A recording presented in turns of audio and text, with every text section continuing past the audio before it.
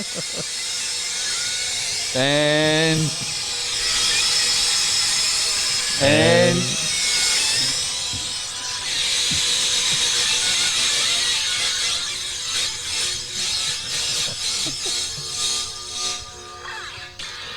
go.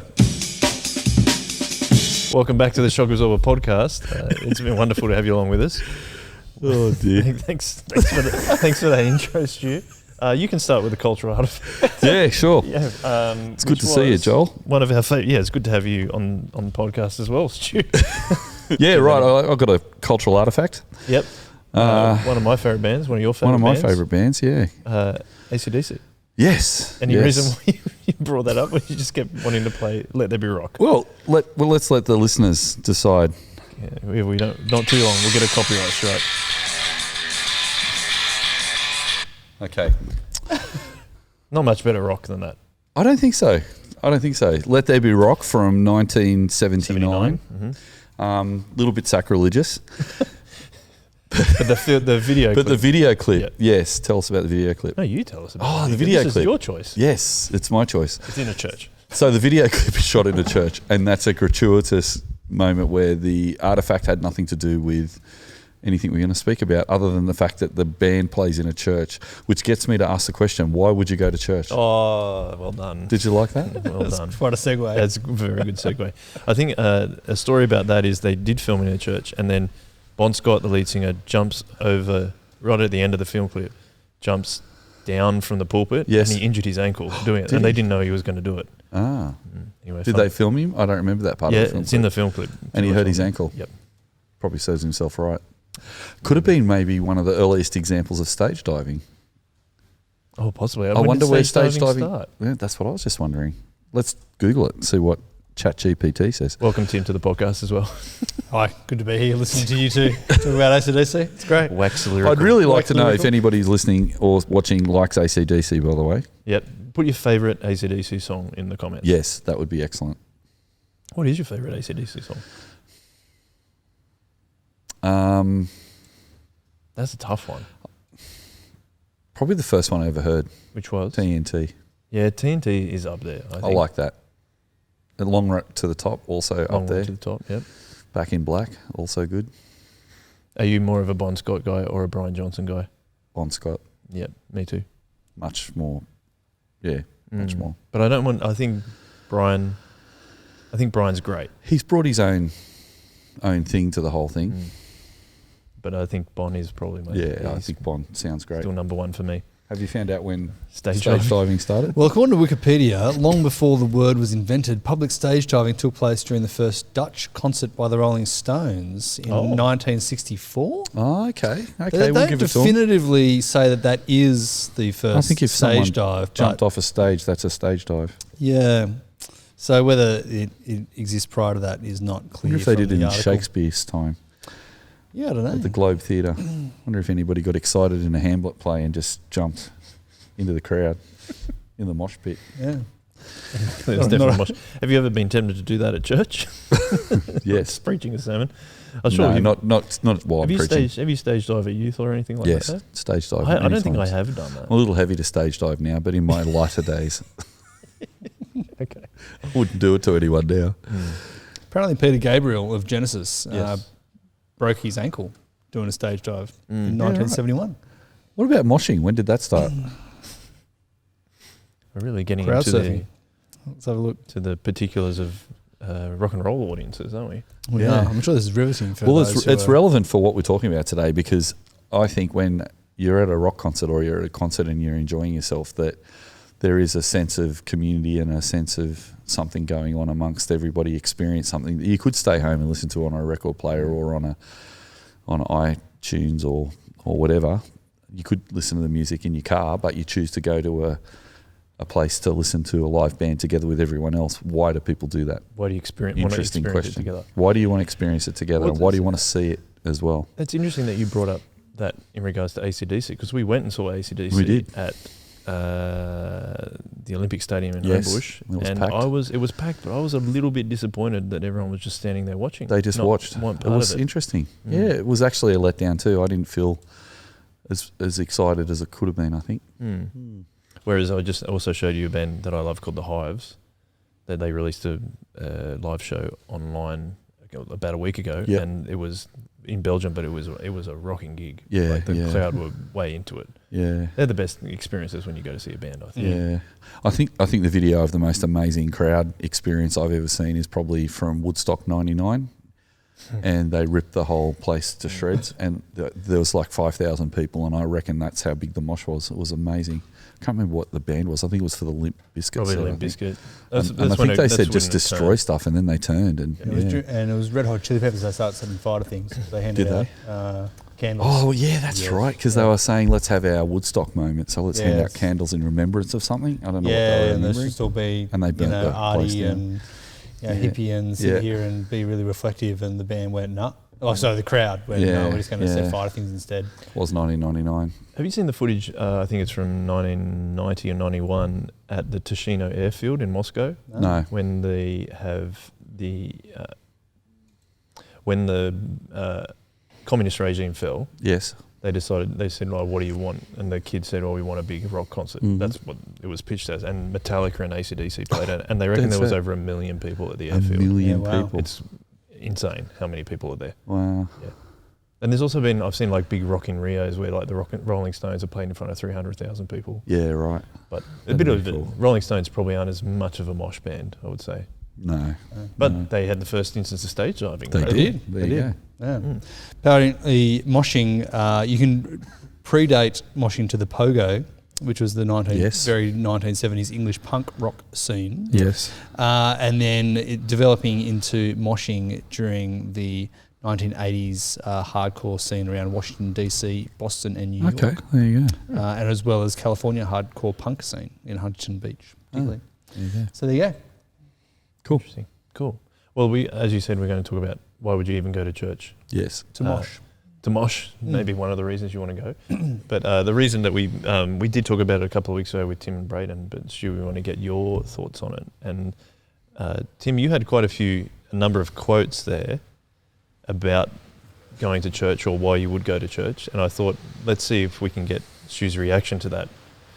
For a cold reaction, is that what we call it? Cold reaction to hearing those quotes, and then we'll see what comes out of that. Cool. Have you got in there, Tim? Yeah, I've got a few here. So Joseph Hellerman is one who I use a lot in my lectures. So he wrote a book called When Church Was Community. And he's got a couple of quotes here. I'll just read a couple and then we'll get Stu's reaction. So he says, according to the New Testament, a person is saved to community. To follow Jesus meant to join Jesus' community. The thought that one could somehow acquire a personal relationship with God outside the faith family and remain a quote-unquote unchurched Christian was simply inconceivable to those whose lives had been defined from birth by the groups to which they belonged. An individualistic culture encourages us to assume that God's main goal in the history of humanity consists of getting individual people saved. But we are not saved only to enjoy a personal relationship with God. We are saved to community. We are saved to God's group. So there's Hellman. What do you reckon? Yeah, interesting. Sounds like a reaction to the increasingly individualised society that we belong to, where we view everything through the lens of ourselves rather than the community we belong to. That has a really long heritage in the Western mindset, going all the way back to Descartes, because I think before the modern philosophical movement of the Enlightenment that Descartes kind of got going, people would have seen themselves and their identity as a part of the group that they belong to. So if I lived in a Catholic home, I would be Catholic, and if I lived in a Protestant home, I'd be Protestant. If I was living in the village, I would consider myself part of that people group. So that changed radically during the Industrial Revolution, when there was a lot of social dislocation through migration, as everyone moved around a lot to the cities, and people moving to the cities began being more connected to technology than the environment. And so as a result, the increasing individualism took off. That early days of the Enlightenment could be called technocracy, where technology begins to be a big part of everybody's lives, and then it gives way in later times, in our time, to technopoly. Technopoly is the word. Sorry, I didn't get that right straight away. That's all right. Technopoly is a phrase used by sociologists to describe how technology actually comes to dominate society, not just be an important part of the society. So I think that comment is sort of framing the fact that the world we live in today is different to the world of Jesus and the Bible writers. The other thing I think is it could be a corrective to our evangelism from with the evangelical movement, because there's a lot of substance and weight put on the individual conversion experience. So going right back to the Great Awakenings of the 18th and 19th century, you get Whitefield and Wesley going around calling people to make a personal response to faith. That came from the Reformation, where obviously Luther said it's important for us all to have a personal faith. So the idea of having a personal faith kind of also gives room for Descartes, who comes later, who's thinking, how do we reorganise society around more individualistic means? And also the other reason he did that was because the Reformation created a lot of wars, particularly the 30 Years' War, and so much blood was shed that Europeans were saying, can we organise ourselves a bit differently to this idea that we're all born in a village and we're just part of the group? And the story goes that apparently he crawled into an oven or a fireplace that was obviously not lit, and he stayed there thinking, and he had this amazing thought, I think, therefore I am. And I think what was interesting is once upon a time people would say, I am, therefore I think, and I am because I'm part of this community, so there I think from this community. And Descartes says, let's liberate people from that thinking. Let's have this more individualistic worldview where I think, therefore I am, which was a statement of my own identity comes from me and I'm the centre of my reality, not my community.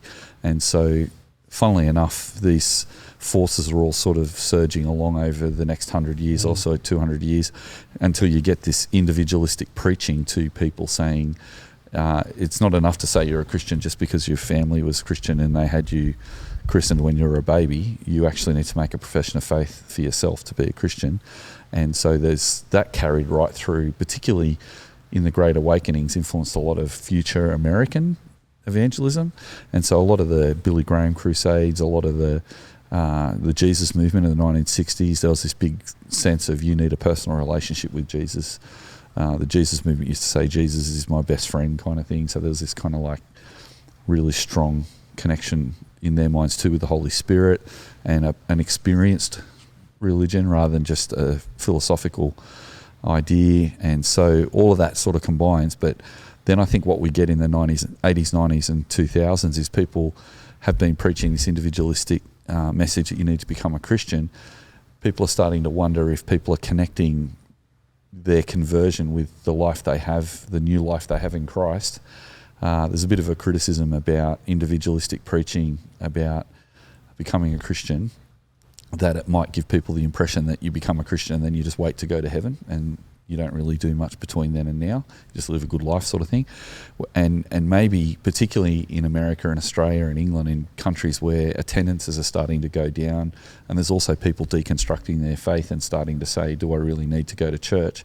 There's been a thought in many thinkers' minds about how about we again remind people that yes, you become a Christian as a person, as an individual, but you also are reconciled to God and reconciled to your brothers and sisters. So Ephesians is really prominent in my thinking around that Paul says in the first section of Ephesians that, you know, Christ has redeemed us. He's given us this new status as brothers and sisters. He's made us come alive when we were dead in our sin and transgression, and he's reconciled us to God when we were enemies of God in our heart, and he's also reconciled us to each other. So chapter 2 and 3 there is really interesting. So I think personally that's where that might be coming from. Trigger any questions after that? Oh, no questions. I was just thinking that for both the Reformers and also Billy Graham crusade, both of those eras, you have preachers, teachers who are trying to help shift people away from thinking, I'm a Christian because I'm in a Christian nation. Yes. Mm-hmm. And so part of the call to personal, salvation, personal identity, personal corrective. relationship with Jesus was a corrective against, I guess I'm a Christian because I'm in a Christian nation. Right. And so it's like, well, that is not enough. Like actually, you do need to be personally caught up into this salvation event. You do have to personally respond to the invitation to Jesus to join the banquet, to accept his forgiveness, his salvation, his death on the cross, the atonement. And there needs to be a emphasis on you as an individual doing that. And so it's not that message is wrong, it's that you end up with these swings back and forth of overemphasis.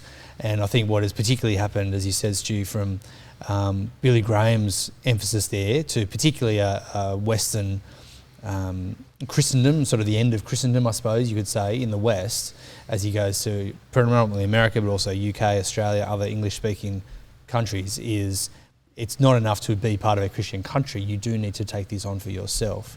What we've seen in the last few decades is also that rapid rise of individualism in a negative way, where the world is just about me. I define my own morality, I define my own identity. So it's this extreme version of Descartes, it's this extreme version of this self-centered identity, which then individuates the gospel to a point where we sort of said last week or 2 weeks ago, that idea that, I don't need the church, I can be an individual Christian, because the only thing that matters, which is a misreading of Luther, misreading of Calvin, and is that it's only my individual relationship with Jesus that matters, and therefore I can be a fully formed disciple of Jesus simply by myself. I can read the Bible by myself, I can listen to whatever praise music I want to on my iPhone, and so, with a podcast sermon and a Spotify playlist and the Bible, that's all that I need to be a disciple of Jesus. And so now we've got these next sort of swing back writers like Joseph Hellerman, and we'll talk about Robert Doyle and John Chapman as well, who are trying to say, well, hold on, no, now you've swung it way too far out the other way, where you've lost any sense of the importance of corporate identity in the Christian life. Well, we've talked about kind of the correctives, which is a really interesting way. It's interesting how society corrects itself, but then often overcorrects itself in certain ways. What do you think is, like, what's in the middle of the pendulum? What would be ideal in terms of a balance between that kind of individualism, which is important, as we've said, the individual faith is very important, but also the collective faith and the collective body of Christ is really important. So what do you think is the middle part of that? I think it's holding both in tension and doing both and rather than either or. I think it's, you are saved by faith, by grace alone as an individual, and you're also reborn as a new creation into a new family. So I think both those things happen.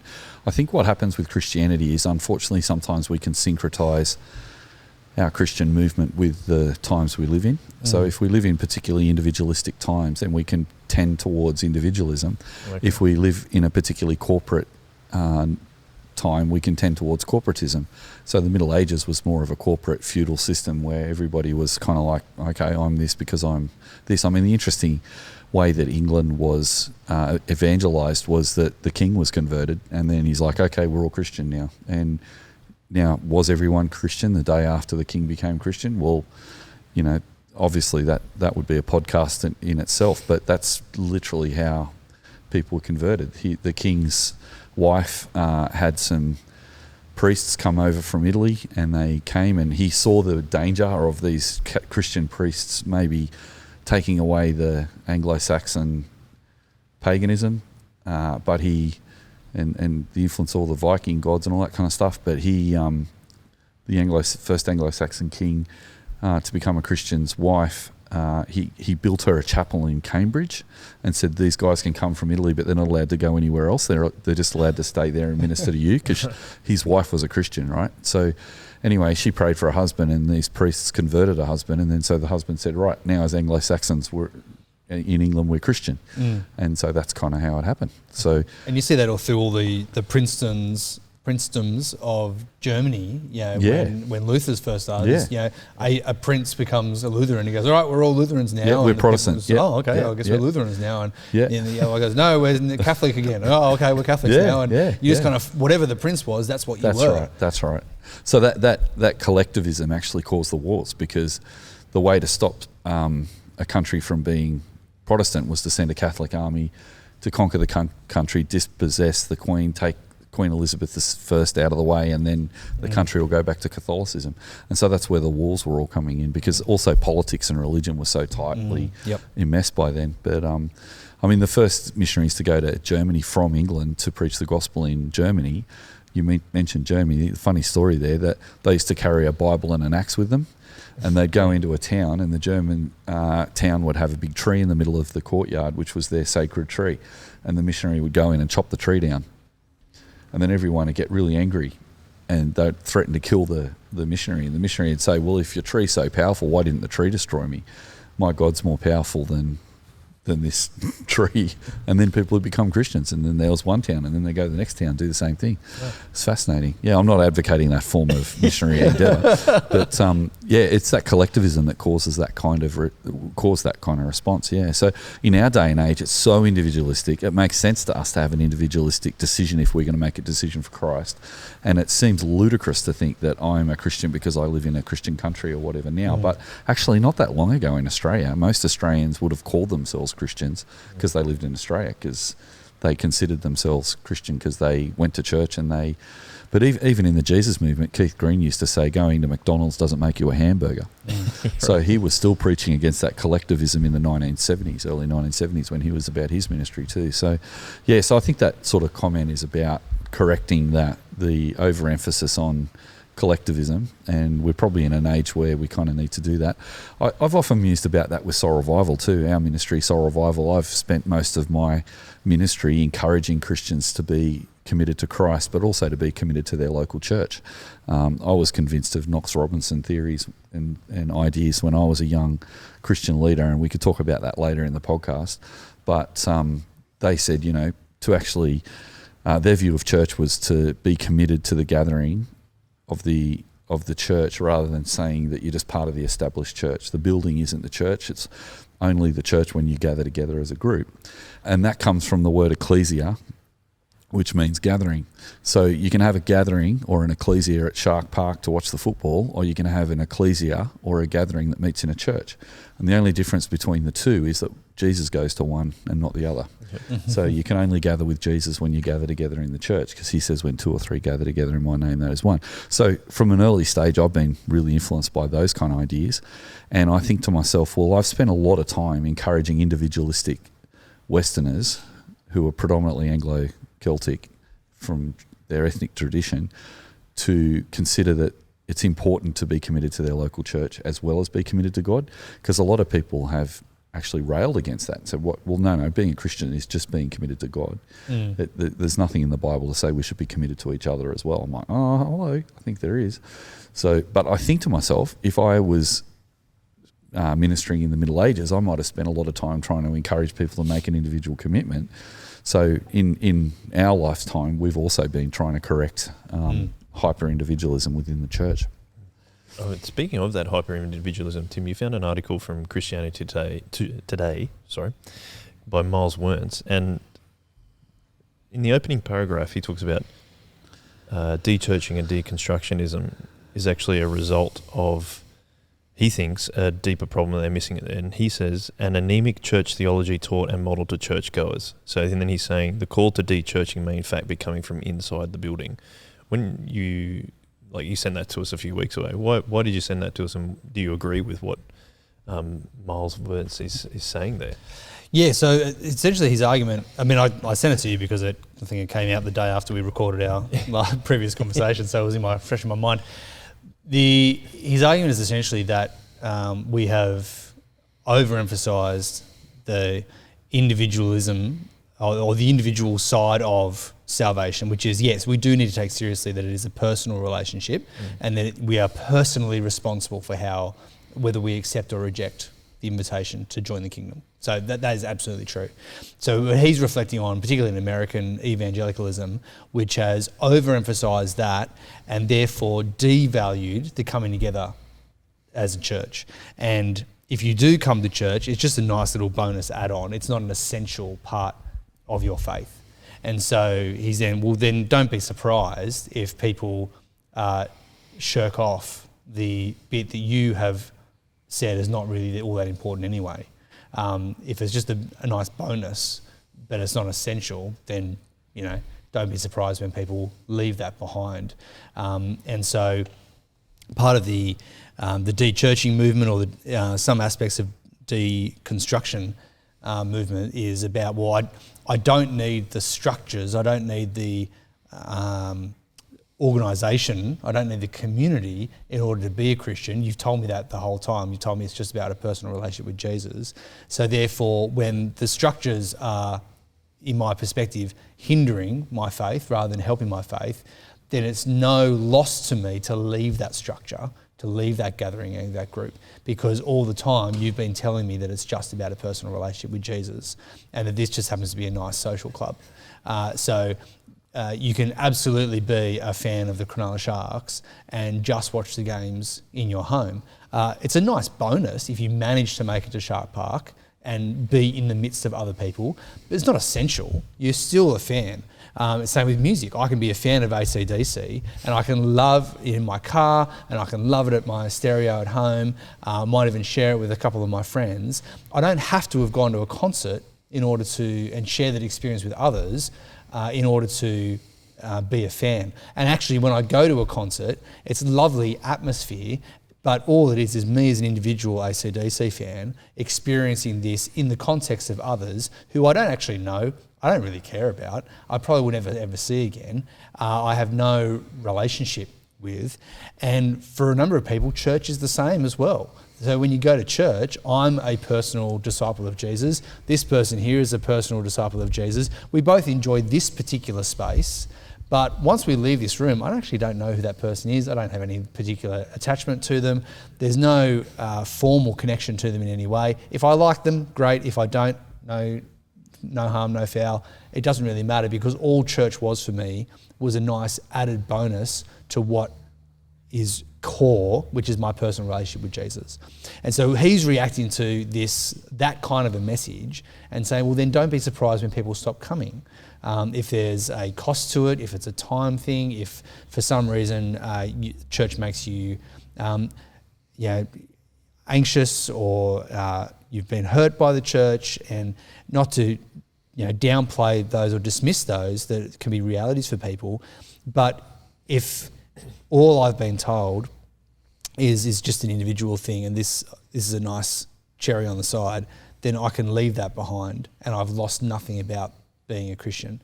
So again, this article, same with Hellerman and others, so sort of saying, no, we've, by overemphasizing the individual aspect, we've lost what is actually core and critical to life together. And he quotes Bonhoeffer and Bonhoeffer's book, Life Together, and this idea that, no, the cultural and community expression of Christianity is not an added bonus. It's not being able to get to an AC/DC concert as a personal fan, that it's nice if you do, doesn't matter if you don't. So no, it's actually central to who God has made us to be. And you cannot be a fully formed disciple of Jesus unless you are in some sort of gathered community. And so that's why he talks about the anemic gospel, is it's been stripped out of some really, really core parts. There's still just enough lifeline in there of the gospel, but actually it's not full flesh, it's not full-bodied expression of the gospel. And we need to bring back into people's consciousness the fact that, yep, personal relationship, absolutely. Corporate expression, being able to live out in embodied reality, the community, also equally part of what it means to be a Christian. And in that article, as you're saying, he quotes another writer, Daniel Williams, who says that one of the reasons that happened is the anemic theology, but also is accompanied by a weak ecclesiology. Did you agree with that, Stu? And the first thing I'd ask you, though, is can you explain what ecclesiology means? Because I'm probably not heaps familiar on what it Yeah, actually means. ecclesiology is just the teaching of theological doctrines of the church. Mm-hmm. So how does the Bible talk about church? Okay. So the writings of Paul, he talks about church like being like a family or like a body, they're all ecclesial languages, being like a spiritual house being built together with Christ as the cornerstone. That's another ecclesial category. So yeah, ecclesiology is just the ecclesia is the gathering, which I said the Greek word for gathering is ecclesia, and the specialness of the Christian ecclesia is Jesus is with us and he's the head of everything we do. So you notice in all the ecclesial languages, there's Jesus is the head, Jesus is the head of the body, Jesus is the cornerstone of the church, he's the bridegroom, we're the bride. So family, God is our Heavenly Father, Jesus is our brother. There's that sort of language coming through. And so do you agree with that? Daniel Williams was his name, that it's accompanied, there's the anemic theology, but possibly a weak ecclesiology. Yeah, well, two things. First of all, I think what was also going on with some of the preaching about have an individual relationship with Christ was not only a carryover from collectivism, it was also a carryover from nominalism. So collectivism creates nominalism. So collectivism is I am a Christian because I'm in this family or I'm in this society or I'm in this country, but I haven't made a personal commitment to Christ and I don't live as a Christian. I just call myself that, and that flows into what's called nominalism. So I'm a nominal Christian. I go to church because it's culturally the thing to do. So talking to some of the ministers who ministered to people in the 1950s and 60s in Australia, the ministers and preachers in those times used to preach to their congregation sometimes as though they weren't Christian, because it was actually possible to have people on your parish council who weren't actually in the Anglican system who weren't actually Christian, because they were elected on by a whole heap of nominal people because they were popular or they were respected, but they might not actually have a faith. And in fact, some ministers weren't Christians who were preaching week to week, and the stories of ministers being converted by their own sermons and things like this. So I think when Keith Green says, going to church doesn't make you a hamburger, he's encouraging people to be a hamburger. So I think the logic of that is you think you're a Christian, you're just a nominal Christian going to church, but you're not actually Christian unless you've actually asked Christ to be your personal saviour. But I think what went wrong there was, instead of saying you have to ask Christ to be your personal saviour and then become part of the family of God, maybe the preaching was just at the corrective level, not at the carrying forward the good things about being part of the community. So I think there's this sense that preaching against nominalism is preaching against an anemic ecclesiology as well, because it's a bit anemic to say that we're being church with people who aren't Christians in positions of ministry, for example. Like, what gets us to belong in the church is not whether we feel like it or whether we connect with it. It's actually Christ who makes us belong. So it's his work on the cross that makes us belong in the church. So you don't belong unless you're a Christian. So you have an anemic ecclesiology if you're not actually a Christian and you're going to church and pretending to be a Christian, of play acting.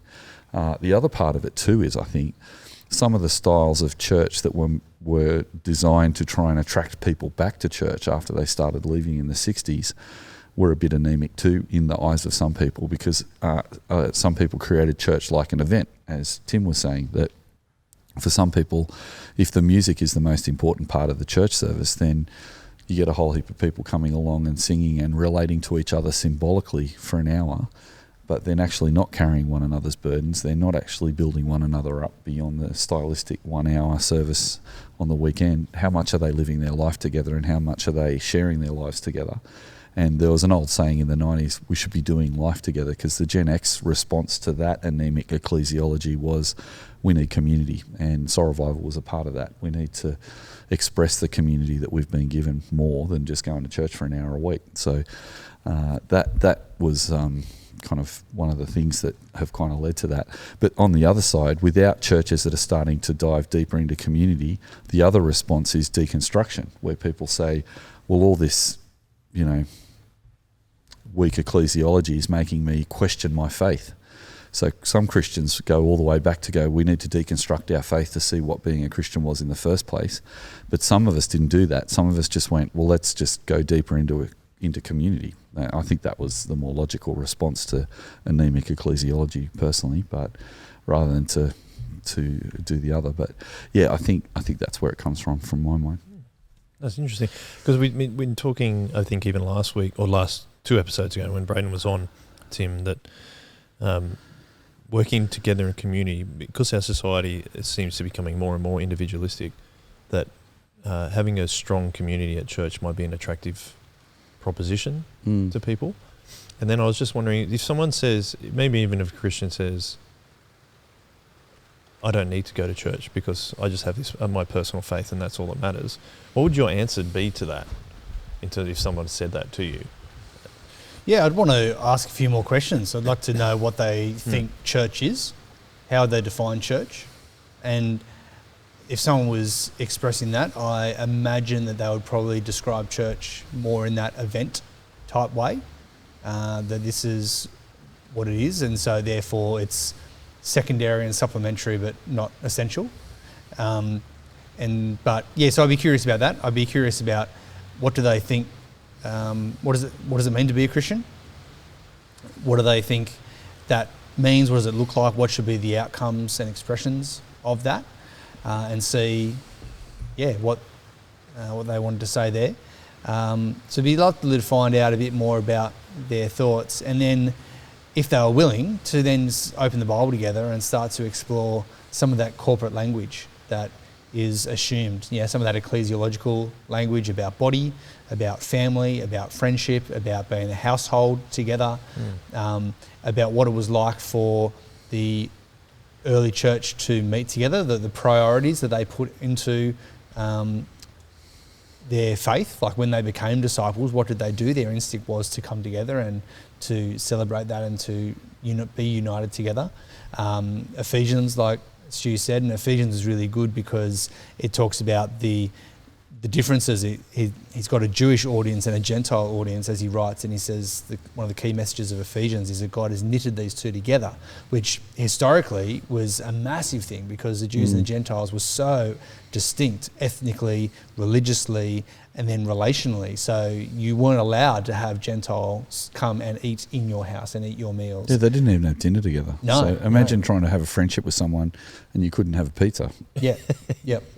All the food rules around the Jewish life and the Torah excluded them from a lot of the meals that they were having. And yet Ephesians is written to say you are now one. These two that were separated have now become one, and it's all because of Jesus. And this is actually a proclamation out into both the physical but also the spiritual world in Ephesians 3 or 4. And he says this is the declaration out into the cosmos of God's great reconciling act, is that you've been reconciled together. And so all of this, there is this deep part of what it actually means to be a Christian that is deeply corporate, and it's not accidentally corporate because it's just reflecting an ancient Near East first century language. You could say, oh, well, that just happened to be how you did it 2,000 years ago. We don't have to do it today. But actually a deep reading of it realises that, no, God's they're not just describing what was actually happened to be the case, but that's just an accident of history. They're actually prescribing this is what it actually looks like to be an all-time and forever member of a covenant community.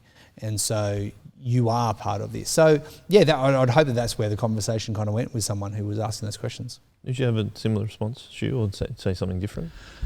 Yeah, if someone wants to say, I don't need to go to church. Yeah, I think it's also a bit of a Christian cringe factor. I don't know if we've talked about that before, but a Christian cringe factor is the world sees it negatively, so I'm feeling quite embarrassed about that, and I don't think I can actually talk positively about it. So they used to talk about the fact that Australia had a cringe towards England, that anything good came from England, not Australia, and if you needed to make it in art or poetry or literature or academia, you needed to go to England to become successful, and then you'd come back as a successful artist or poet or whatever when the English accepted you.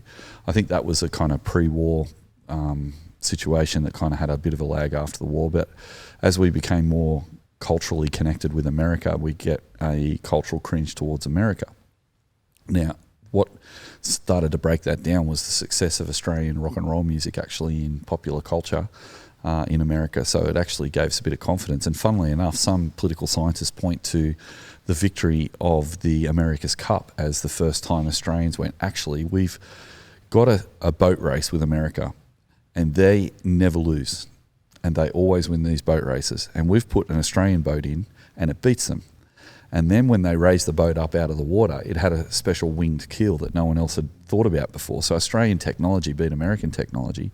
And apparently that gave us a huge moment of confidence, huge boost. I think another boost was at the Olympics, the 2000 Olympics. Australia actually went, wow, we can put on a great Olympics. We've done a really good job. Especially when we beat them in the 4x100 relay in the swimming. That's right, yes. And look, you watch the swimmers in the last meet for the World Championships, and we were just scooping the pool. I think we beat America in the swimming World Champions and were first in the world or something. They hardly put it on TV, but it was quite amazing. So I think with Christianity, there's a bit of a cringe towards, if we think the action's in the world and not in the church, then the church kind of does this kind of DAGGY copy of the world, and so it's never really as cool. But I've got a bit of a theory. I think this is my prediction, and it may or may not come true, but this is what my prediction is. I think the church in our culture is going to go from being DAGGY, well, it already has. The church has already gone from being DAGGY to dangerous. But I think it's going to turn from being dangerous to desirable, and then from desirable to delightful. So the further our culture gets away from our Christian roots, the more problems I think are going to occur, and people are going to look for solutions to those problems, and they're going to find again that the Christian church has answers to those. One of those is rampant rates of individualism has led to the fastest growing household in Australia today is people living alone. And that has coincided with a new epidemic, and it's not COVID. The epidemic that we're living through is loneliness. So there is this huge amount of loneliness in our culture. So one of the things that the Christian church is going to be offered to people is a solution to loneliness. First of all, to realise that your God actually knows who you are. There is a God. He knows who you are. He loves you, and he wants you in a relationship with him is amazingly good news for a lonely person. And then to know that once you become connected to Christ, you become connected to his church. Those two things are intimately connected. And so that's my prediction. From DAGGY to dangerous to desirable to delightful. I think that's how the church will go. And that kind of feeds back into the thing of saying that it could be an attractive proposition because society has gone so far the other way away from it. Yeah. I was reading and just before you go on, but that's why I don't like deconstruction, because we shouldn't lose our nerve while the culture is losing its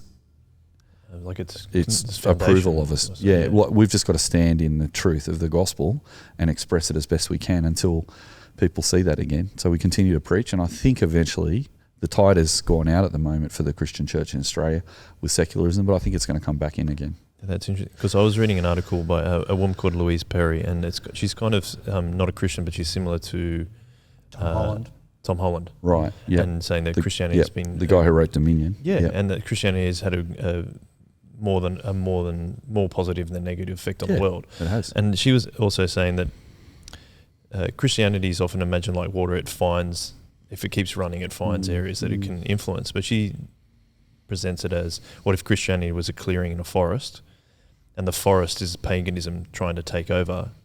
It's like dark, wild, vigorous and menacing, she described it as, but saying that for 2,000 years Christian pushed the forest back with burning and hacking, but also with pruning and cultivating. So she's saying there were bad parts of it. We've talked about it a lot before in our evangelism series, that of Christianity probably being used for the wrong reasons, but also saying that the pruning and cultivating has been a really important part of of life on earth. And her idea was, well, because the article was called "We Are Repaganizing." She uses a lot of. I think that's true. Yeah, uses a lot of examples. I think there's evidence of that. Yeah, I think it's starting to become even more obvious. Actually, and to your point, but then again, we're talking about if we stand strong in that, as you were just saying. Stand strong and stop. Don't feel like as the water retreats, you follow the water, because the tsunami will come back in again. that's another good one. You just stand on the beach and you wait for the water to come back. Right. But the thing about the forest is there are different stances that the church has to culture, and it might actually be good for the next podcast if we look at this in detail, because the opposition or the embrace or there's all sorts of different responses. I think one other thing to think about is that everybody creates cultural goods. Andy Crouch talks about this, that the cultural goods that you make or the artifacts that you make actually influence the culture. So he argues that the way to influence culture is to create culture.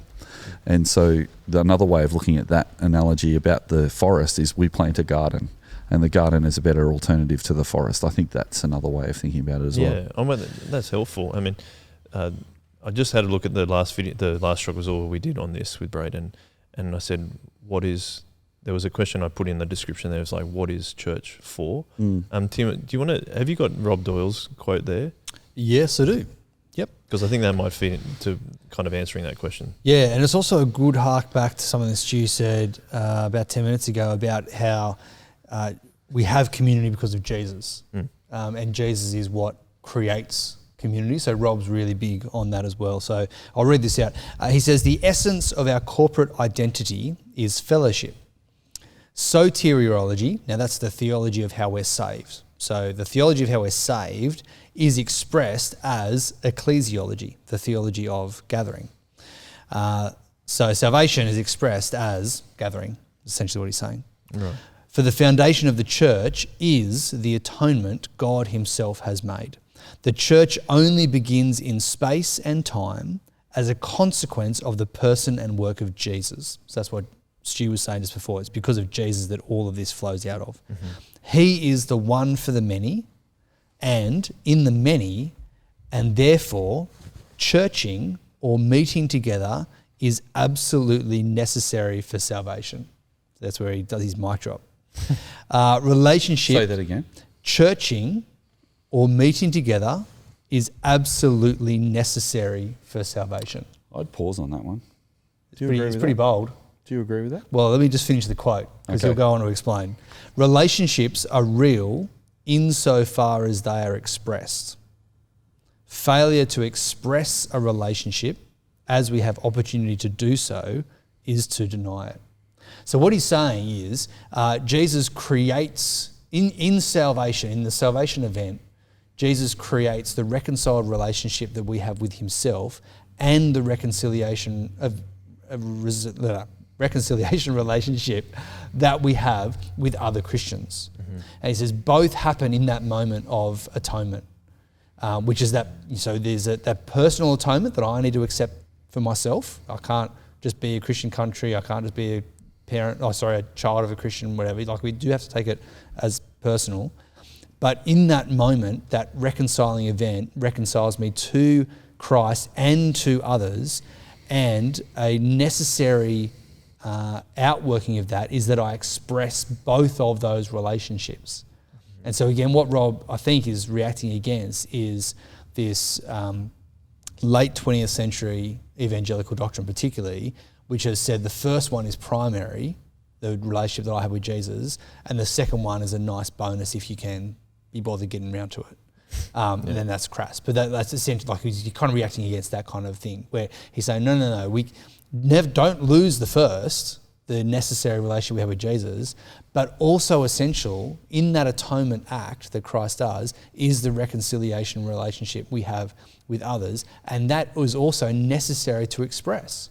So that's where he's going with that, is that we must express both in order to give evidence to the fact that salvation has actually, come to this house.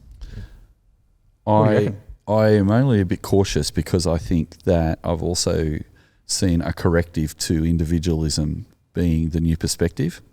And Sanders in the new perspective says that we've lost our sense of community so much that people who actually come to the community become Christians through the community. That's being very blunt about it. Other writers like N.T. Wright and others later kind of soften that a bit. But the idea is if you come to community, then you're a Christian. So what we've got to be really careful of, I think, is that real holding together both end rather than either or. Yes. And so we've got to be really careful we don't, again, go too far the other way and throw out the atonement for the individual person, because the thief on the cross did not actually express any community. All he did was look at the guy on the middle cross, and he went to be with Jesus in paradise because the guy on the middle cross said he could come. So I think we've got to be really careful that we hold on to that and encourage people to express that as best they can in community. And if you can't express it, that doesn't mean you're not a Christian. Because the danger, I think, is if people hear statements like that and they are bedridden in a nursing home and they don't talk to anybody, they're in danger of having their faith undermined by the fact that they can't actually get out of bed and go and be with anyone at church on the weekend.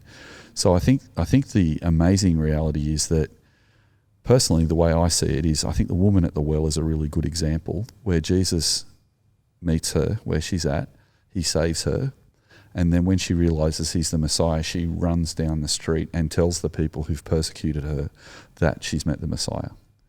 And I think that's how the second part works. I think the love that we get given by Christ through the indwelling of the Holy Spirit rolls out of us into a reformed life where we love to be with God's people and we love to tell people about it so they can join. However, there's all sorts of crushing events that can happen in our life that mean that church is hard. So people who've been abused in the church will sometimes find going to church almost impossible. That doesn't get in the way of their salvation. It just means that we offer them huge amount of grace to say, how can we minister to them, even maybe outside of the context of coming to a church service.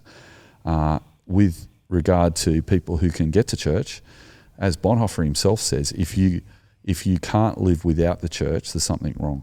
You need to be able to be a self-sustaining Christian. And Bonhoeffer also says, but if you're a self-sustaining Christian who doesn't go to church and can, there's something wrong. Yeah. So he really believes in community, but it has its place. It comes second. And I think really focusing on Matthew 22:37-40 helps with that. Love the Lord your God with all your heart and with all your soul and all your mind, and love others as yourself. So Doyle's comment about the two being connected, I get, but I suppose I just want to, again, really reinforce a mic drop of my own, which is the primacy of the first commandment. So love God is the most important one first, and the second flows from it. So, but if that second one gets cut off by something, then that doesn't put that salvation of the individual in doubt. Yeah. So, like as we said, the personal faith, becoming a Christian yourself, is the first thing, but the community is very close second. It's not even a close. The primacy. I suppose you could say the primacy of loving God flows through to living in community that He's also established you in. I think that's what I'm trying to say. So we are at once saved and established in the community of God's people. And if we refuse to express it, there is something wrong, which I think Doyle's pointing to. Yeah. I think he's saying to people who are hyper-individualistic, I'm a Christian, that has nothing to do with my faith. First time I heard that comment, so I'll unpack that a bit more later in my own thoughts.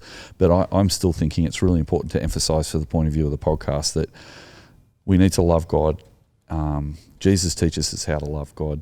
The way He teaches us to love God is that He is God and He is King and He has come to earth to establish the kingdom. We are to repent and believe. That's what He says. That's the foundation. And then once we repent and believe, we are included in the people of God. Now, our ability to express it may be limited by some factor, but I think the grace of God extends to us if we have a limiting factor like that. So, but I think it's unreal in most cases to express being part of the church as much as we can and hopefully delight in it, even though it's not perfect. Just at the end, I asked that question I asked him, is that what is church for? Make that our final question. What do you think church is for? What is church for? I think it was Philip Jensen who said, in a very important sense, church is not for anything. And what he meant by that is that church itself is not on the way to something else. Church is the something else. And That's really good. Yeah, so he talked about how church is actually the end point. It's the celebration of what Christ has done, and it's the coming together and the expression of that. And brings glory. And it brings glory, yeah. And it also anticipates the eternal reality. So in new creation, we will all Christians from all time, all history, all place will all be gathered around the throne, and we celebrating and worshipping God together for eternity. So both Revelation and also Hebrews, importantly, sort of say that the local gathering we have now anticipates that new gathering. But I guess in some sense what you could say is that church is for the expression of the reality that exists. It's it is that I am reconciled to these people who gather here, or at least many of them. Many of our churches will be mixtures of Christians and not Christians, so there'll be people there who are not yet reconciled to me because they're not yet reconciled to Christ. But to those who are there reconciled to Christ, me coming together and meeting with them, engaging in community with them, is an expression of that reality. So, and again, it's not making that reality, it's simply expressing what is already true. I am reconciled to these people because we are both reconciled to Christ. And so therefore, when I come into the room and there are people who are, some are very like me, some are very unlike me, whether it be in social demographic, socioeconomic, racial, age, generation, they could be very different to me in all sorts of ways.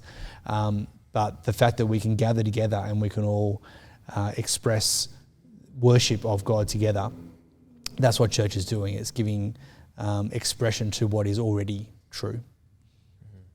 What do you think, Stu? Us? After you finish your cough. Excuse me. I think that's right. I think we are part of the Catholic Church, which is the church through time and across the world. So we are part of the church with all the believers that have lived before us, who will live after us, and who are alive today. But it's a good thing for us to also gather in our local church, because we can't enact the one another passages in the Catholic Church day to day. I can't be carrying one another's burdens across the world. Electronic stuff and travel helps us with that a bit, but most of us understand there's no replacement for being there with each other. And in fact, carrying one another's burdens is one of the edicts of the New Testament, that particularly in Galatians chapter 6, and we're to look after each other. If part of the body cries, then the rest of the body cries. That the idea also to celebrate together. We're not only to carry one another's burdens, but the local church gives us an opportunity to build one another up and point each other to Jesus. And I think those things are, just those two things alone is a really good summary of so much about what local church is really good for. And to be committed to a group of people so those actions and those expressions can happen is a really good thing. Yes. I also want to just say too, I think it's really important to gather around God's word when we get together, and that we pray, and that we really listen to him through his word, is a really important part of local church. I think that's a really good way to finish. Thank you very much, guys. Thank you, Tim. Thank you, Stu. Yeah, it's been fun. It's been heaps fun. It's been a bit more, what's the right word? Not theological, and really kind of thought-provoking, rather than, we started with rock and roll. So it's been a rock and roll podcast. But that's a very anemic ecclesiology, isn't it? That film clip of Bon Scott standing there talking about rock and roll being created. Yeah. But anyway, thank you very much for your time. Thank you to everyone who's listening or watching. You can email me about anything we've spoken about on this podcast or previous podcasts at joel@shockersorber.com.au. And thank you again to producer Eck, who always puts our podcast together for us. And as always, we will finish with a one way. One way.